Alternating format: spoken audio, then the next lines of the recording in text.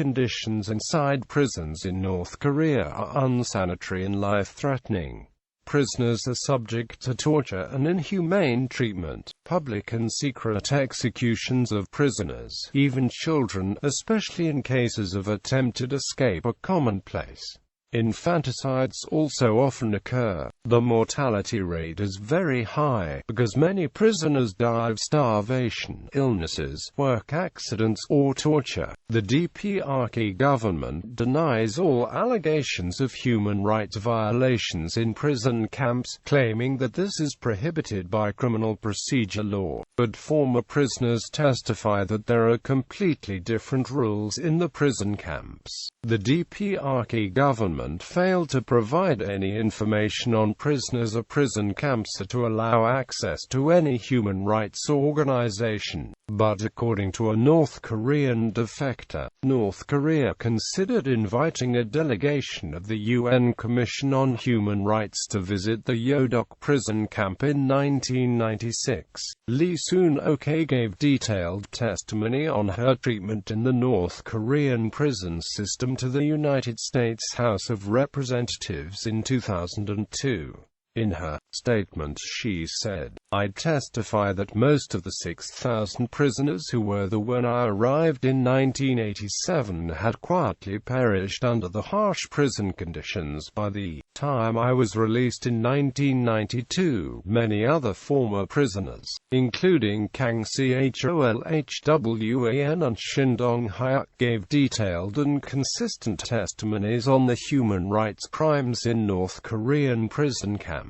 According to the testimony of former camp guard Ahn Myong Chol of Camp 22, the guards are trained to treat the detainees as subhuman, and he gave an account of children in one of the camps who were fighting over who got to eat a kernel of corn retrieved from cow dung. The North Korean prison camp facilities can be distinguished into large internment camps for political prisoners and re-education prison camps. Internment camps for political prisoners. The internment camps for people accused of political offenses are denounced as politically unreliable are run by the State Security Department. Political prisoners are subject to guilt by association punishment. They are deported with parents, children and siblings, and sometimes even grandparents of her children, without any lawsuit conviction, and are detained for the rest of their lives.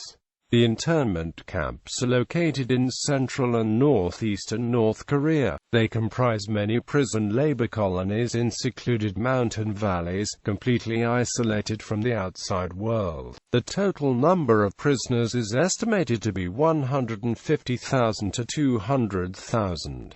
Yodok Camp and Bachang Camp are separated into two sections, one section for political prisoners in lifelong detention, another part similar to re-education camps with prisoners sentenced to long-term imprisonment with the vague hope of eventual release. The prisoners are forced to perform hard and dangerous slave work with primitive means in mining and agriculture. The food rations are very small, so that the prisoners are constantly on the brink of starvation. In combination with the hard work, this leads to huge numbers of prisoners dying. An estimated 40% of prisoners die from malnutrition. Moreover, many prisoners are crippled from work accidents, frostbite or torture. There is a rigid punishment in the camp. Prisoners who work too slowly or do not obey an order are beaten or tortured. In cases of stealing food or attempting to escape, the prisoners are publicly executed. Initially there were around 12 political prison camps, but some were merged or closed. Today there are 6 political prison camps in North Korea, with the size determined from satellite images and the number of prisoners estimated by former prisoners. Most of the camps are documented in testimonies of former prisoners, and, for all of them, coordinates and satellite images are available. Camps accounts. The South Korean journalist Kang Cholhwan is a former prisoner of Yodok political prison camp and has written a book, The Aquariums of Pyongyang, about his time in the camp. The South Korean human rights activist Shin Dong-hyuk is the only person known to have escaped from Kichon political prison camp. He gave an account of his time in the camp.